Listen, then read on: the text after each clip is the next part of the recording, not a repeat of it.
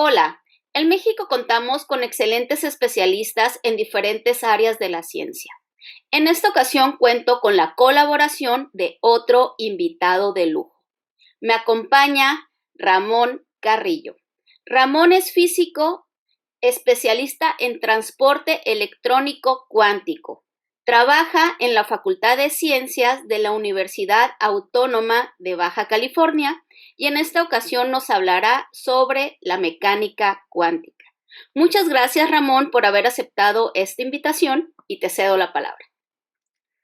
Muchísimas gracias a ti, Selene, por la invitación. Estoy muy contento de participar en tu serie de cápsulas y en esta ocasión preparé unas tantas láminas para explicarles desde mi punto de vista qué es la mecánica cuántica.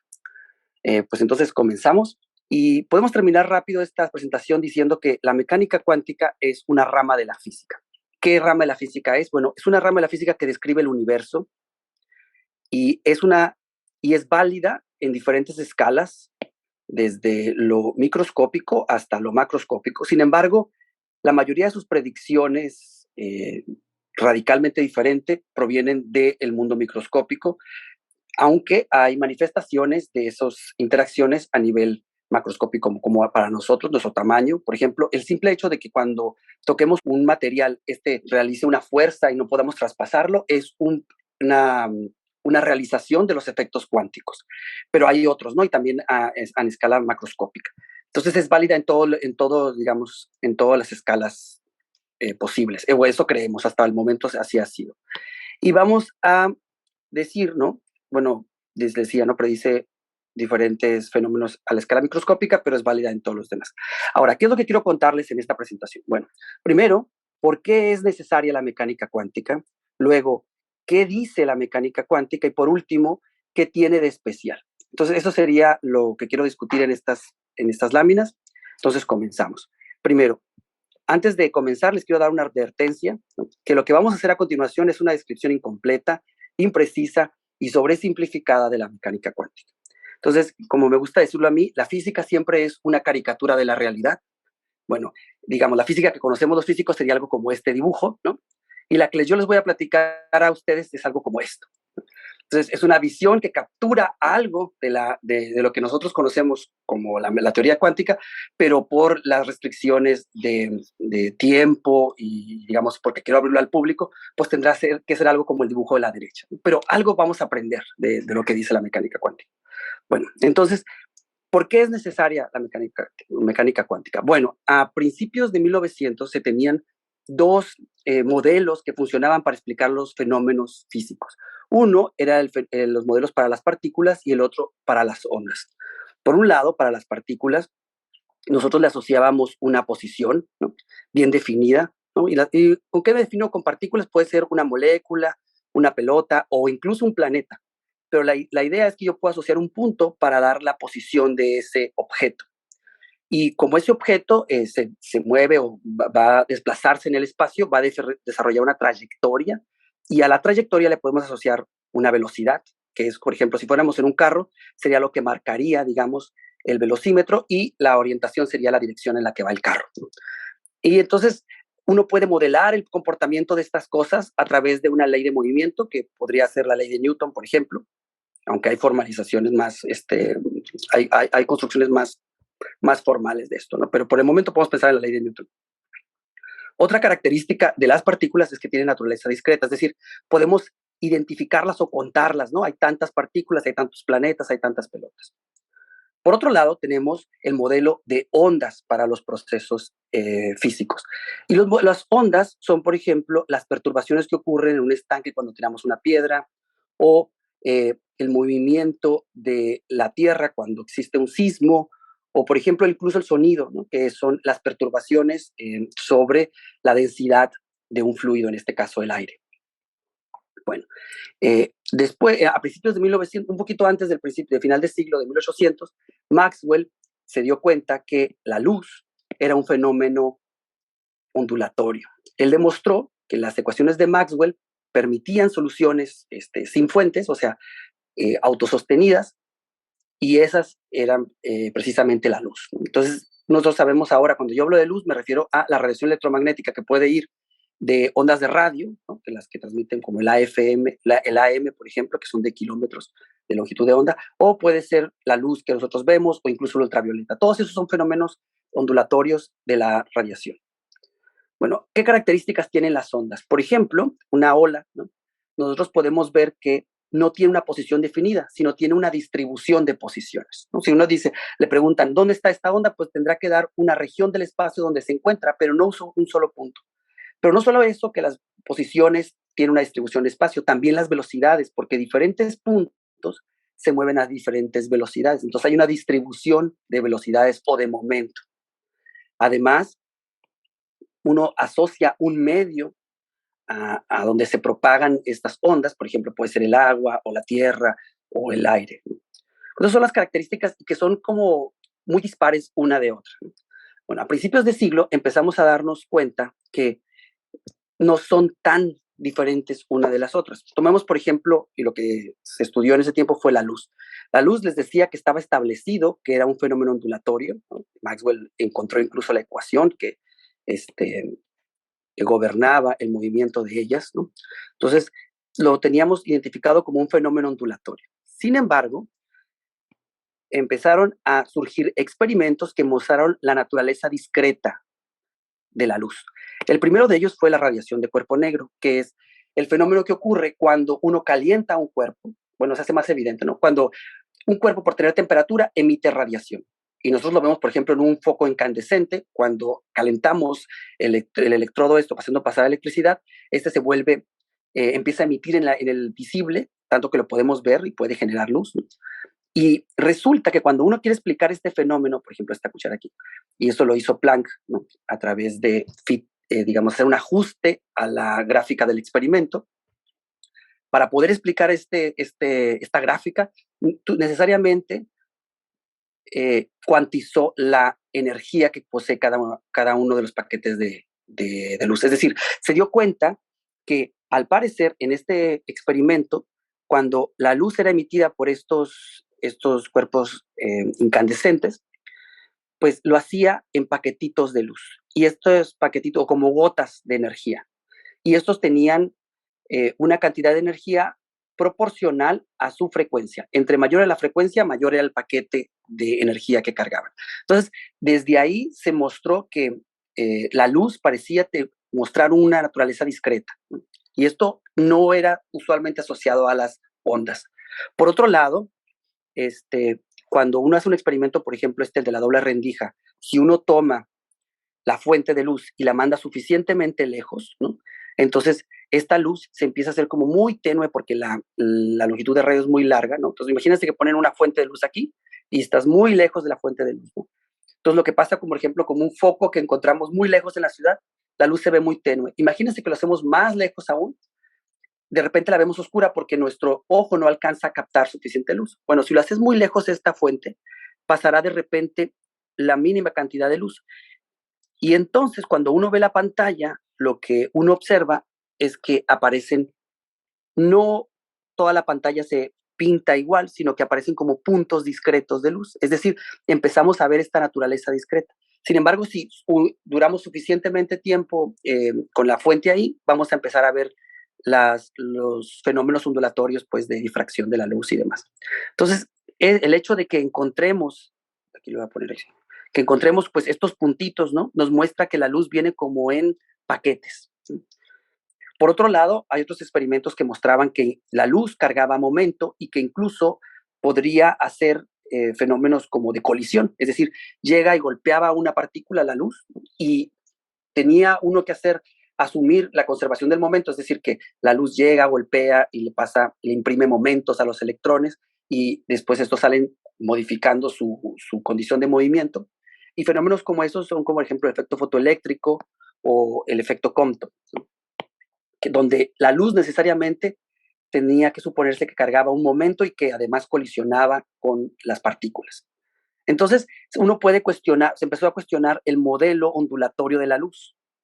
Por otro lado, cuando uno piensa en la materia o en las partículas, que en este caso serían como los electrones, uno tenía bien establecido, a través de los experimentos de Thomson, que los electrones eran partículas, ¿no? y este es el experimento en el que se descubrieron, ¿no? Que es el tubo de rayos catódico, donde a los electrones se les aceleraba y se les hacía, por ejemplo, se podía poner una pantalla y se veía esta trayectoria, se veía que tenían carga, que se puede probar que tienen masa, ¿no? Entonces, y por ejemplo, el modelo, eso se utilizó en tecnología para crear las televisiones de tubos de rayos catódicos. Sin embargo, digamos, sabíamos que los electrones eran partículas, se comportaban como partículas, tenían masa, son discretos y demás, ¿no?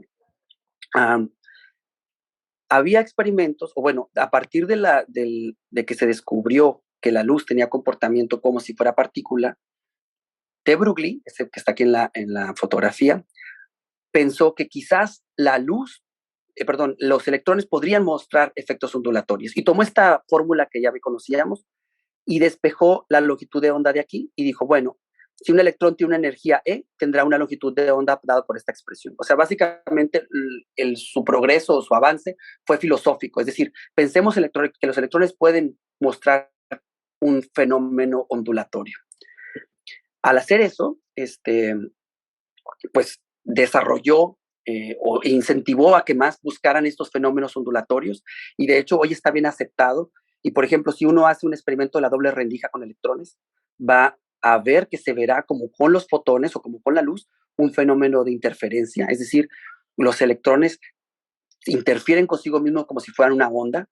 Incluso podemos formar imágenes con ellos, ¿no? Por ejemplo, aquí tengo algunas imágenes formadas con electrones, porque los electrones, depende de la velocidad que tengan, tendrán alguna longitud de onda y podrás hacer microscopía con ellos. Actualmente se utilizan bastante. Bueno, aquí está el experimento de la doble rendija. Entonces, lo que les quiero contar aquí es que, ¿por qué es necesaria la mecánica cuántica? Porque resulta que estos modelos de tomar las ondas y las partículas como cosas diferentes no funcionan. Y lo que hay que considerar es que las partículas y las ondas están como mezcladas y realmente tenemos que considerar que la materia tiene comportamiento ondulatorio y que las ondas tienen comportamiento corpuscular. Entonces la mecánica cuántica surge para explicar estos efectos ondulatorios en la materia. Ahora, ¿qué dice la mecánica cuántica? Otra vez, les digo que la física y las teorías físicas son una caricatura de la realidad, pero esta caricatura puede ser tan más o menos realista, ¿no? Como por ejemplo el primero que poníamos. Entonces, ahora tenemos teorías que son lo más apegadas a la realidad, pero esa no es la que les voy a platicar ahora, sino otra vez la más simplificada, que es la teoría cuántica de Schrödinger, ¿no? Donde, por ejemplo, no se consideran los fenómenos relativistas, ¿no? Los fenómenos relativistas son aquellos donde se contempla que en el universo hay un límite de velocidad. Entonces, cuando uno mezcla la mecánica cuántica con la relatividad, pues le sale la mecánica cuántica relativista, que sería la de Dirac, y si uno considera no nomás una partícula, sino muchas, pues tendría que ser lo de mecánica cuántica de campos. Es más, son caricaturas que se apegan más, pero pues son más complicadas, ¿no? Ahora nosotros vamos a concentrarnos en el caso más sencillo, que es la teoría cuántica de Schrödinger, ¿no? Que está, digamos, esta que está aquí, que está basado en esta ecuación. Y voy a tratar de contarles qué dice esta teoría a grosso modo, y eso lo hagamos en la siguiente lámina, que está aquí. Entonces, ¿qué es lo que dice la mecánica cuántica? Bueno, si tenemos un estado de un sistema, a ese estado le vamos a asociar una función de onda que le pueden llamar ket. Luego, si tenemos alguna cantidad medible, a esa cantidad medible le vamos a asociar un operador que vamos a llamar O, ¿no? Y va a tener algunas posibles mediciones. Voy a poner un ejemplo de esto para que no. Pero lo que dice en términos generales la mecánica cuántica es que si yo voy a especificar el estado de un sistema, lo tengo que hacer como una combinación de los posibles resultados del experimento, ¿no? Así como, por ejemplo, la ola no tiene una sola posición, sino una combinación de posiciones, las partículas al adquirir carácter ondulatorio ya no tienen una posición, sino tienen una combinación de posiciones, una distribución en posición, una distribución en velocidad, una distribución en cualquier medible. Voy a poner un ejemplo. Imagínense que tenemos un dado cuántico, ¿no? Un dado cuántico, si como al ser cuántico y el experimento sea, por ejemplo, tirar el dado y que salga alguna cara, el estado que yo voy a dar para ese dado tendrá que ser una combinación de las posibles caras o de los posibles resultados del experimento de tirar el dado. Y esta es la máxima descripción que podemos tener del dado. Es decir, no podemos decir con exactitud, no necesariamente en qué cara está, sino puede estar una combinación de caras. Así son los dados cuánticos. Y esta es la máxima especificación que podemos dar. Ahora, ¿qué nos dicen estas constantes, esos C1, C2, C3, C4, acerca del estado del dado? Bueno, lo que nos van a decir es la probabilidad de encontrar esa cara. Por ejemplo, la probabilidad de encontrar el 3 al medir sobre este dado de arriba, pues va a estar asociado a la constante 3, ¿no? Nos va a decir qué tan probable es que cuando hacemos la medición sobre ese dado cuántico obtengamos un 3. Esto dice la mecánica cuántica, que cualquier cantidad física está distribuida y lo único que podemos saber es qué tan posible es que encontremos un resultado u otro. Y entonces, esa es como al ser la máxima información que tenemos de un sistema, lo que podemos calcular es la realidad estadística. Es decir, lo que sí podemos predecir físicamente es qué pasaría si hiciéramos muchas veces este experimento de medir y graficáramos cuántas veces obtuvimos 1, cuántas veces obtuvimos 2, cuántas veces obtuvimos 3, tendremos un histograma de probabilidad, ¿no? Un histograma de frecuencias, y este histograma de probabilidades sí va a estar predecido por estas constantes. Es decir, sí predicho, digamos, sí podremos conocer la realidad estadística mediante la descripción cuántica. Eso es lo que nos permite hacer la mecánica cuántica. Describir o caracterizar un sistema, el resultado estadístico que obtendremos después de hacer el experimento. Y esa es, digamos, la gran novedad de la mecánica cuántica. Bueno, no nomás podemos hacer esto de describir los sistemas, también podemos ver su evolución, y eso se hace a través de la ecuación de Schrödinger, que es esta, digamos, una forma de escribirla. Y podemos calcular no nada más los C1 y C2 para un tiempo, sino para todos tiempos. O sea, podemos ver la dinámica, ¿no? Y eso para quien le interese. Pero bueno, ¿qué tiene de especial esto? Bueno, para empezar, esto de que, por ejemplo, no podamos saber con certidumbre dónde están las cosas, sino solamente con cierta probabilidad de encontrarlo ahí, pues nos mete en un problema, por ejemplo, cuando pensamos en un sistema macroscópico. Y este es el ejemplo del gato de Schrödinger, ¿no? Donde ponen, por ejemplo, para ejemplificar, lo que se hace es poner un gato, ¿no? Y aquí tienes un sistema cuántico, aquí en esta cajita, y en este caso es un sistema cuántico de 2 niveles, ¿no? De que puede estar en un nivel 1 o en un nivel 2. Total, que si está en uno de esos niveles, enciende este mecanismo que rompe esta botella de veneno, y si lo rompe, pues el gato se muere, y si no, pues el gato se mantiene vivo. Y entonces, si uno describe este sistema cuántico como una combinación de estar aquí y estar acá, como en el dado, pues tendría que describir el gato como medio vivo y medio muerto.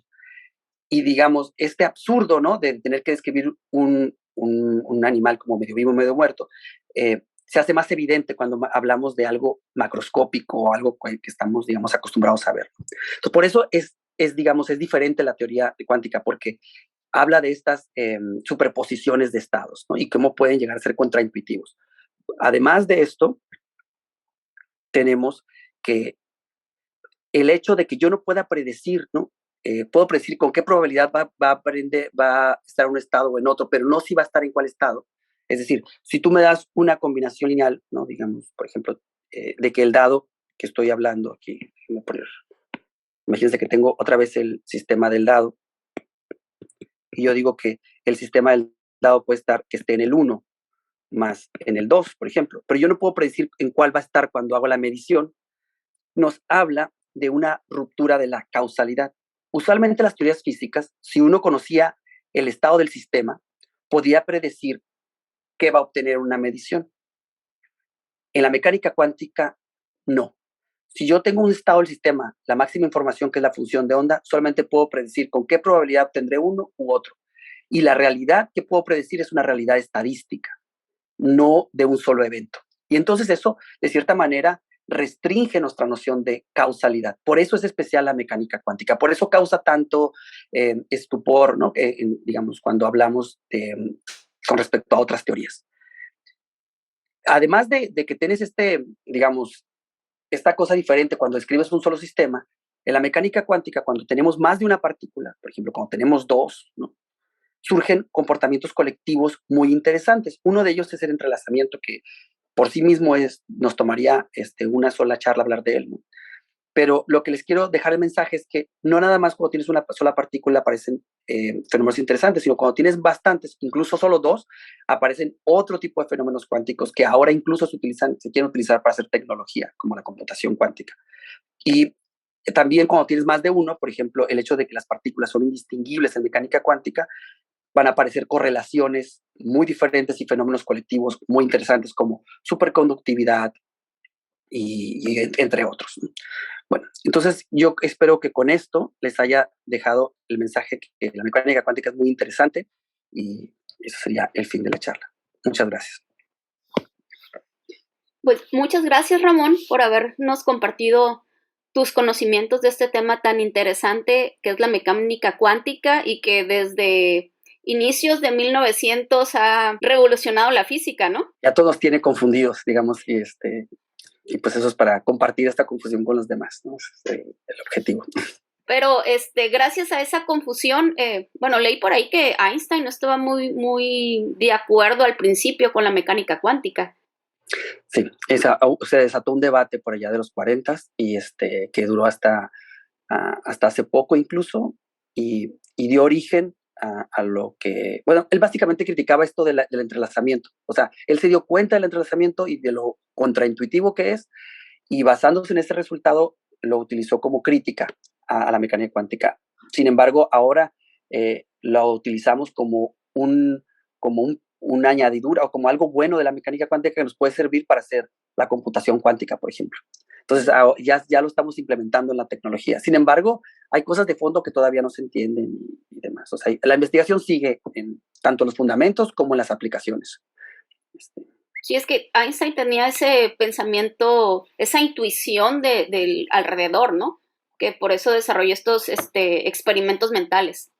Sí, exacto. Es uno de los famosos experimentos mentales de Einstein acerca de una crítica a la mecánica cuántica que luego se convirtió en el aspecto más interesante de la misma. Entonces, sí, la visión de ese señor era maravillosa, ¿no?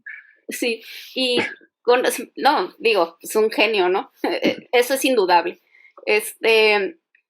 Con respecto a las computadoras cuánticas, ya que tocaste ahí el tema, pues las computadoras tradicionales que tienen bastantes restricciones, bueno, nosotros que hacemos cómputo científico, pues lo sabemos, ¿no? Seguido nos jalamos los pelos porque las cuentas no nos dan, tenemos que hacer ahí unas transformaciones y demás. Están basadas en sistemas binarios, en un sistema binario, ¿no? De ceros y unos.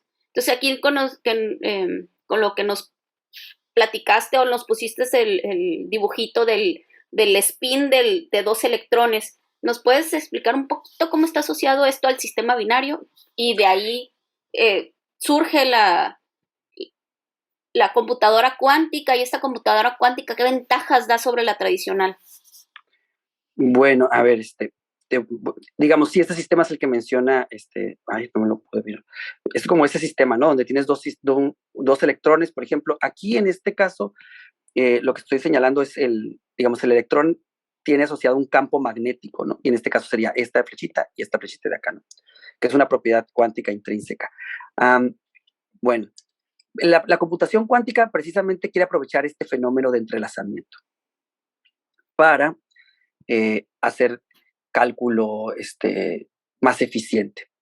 Resulta que así como el dado pues podía estar en diferentes estados, también un sistema, por ejemplo, imagínense una moneda cuántica, ¿no? Puede estar en águila o sol, ¿no? Y va a estar una combinación lineal de águila y sol. Bueno, los electrones tienen algo similar, pero con un campo magnético que le llaman spin, y entonces puede estar arriba o abajo, pero en realidad, como es cuántico, está medio arriba y medio abajo. Entonces, ya no el sistema es unos y ceros, como la computadora tradicional, sino sería como medio cero, medio uno y todos los posibles estados intermedios.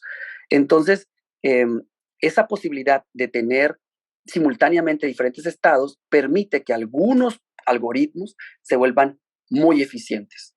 Y en particular, se sabe que el algoritmo de factorización en números primos básicamente se vuelve soluble, o bueno, se vuelve soluble en un tiempo más, digamos, mundano cuando uno utiliza algoritmos cuánticos.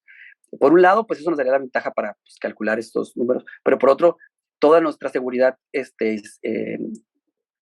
seguridad computacional, por ejemplo, está basada en precisamente la dificultad de la factorización de números primos. Entonces, el hecho de que la computadora cuántica se vuelva accesible volverá un problema y de hecho necesitamos nuevas ideas para encriptar las cosas.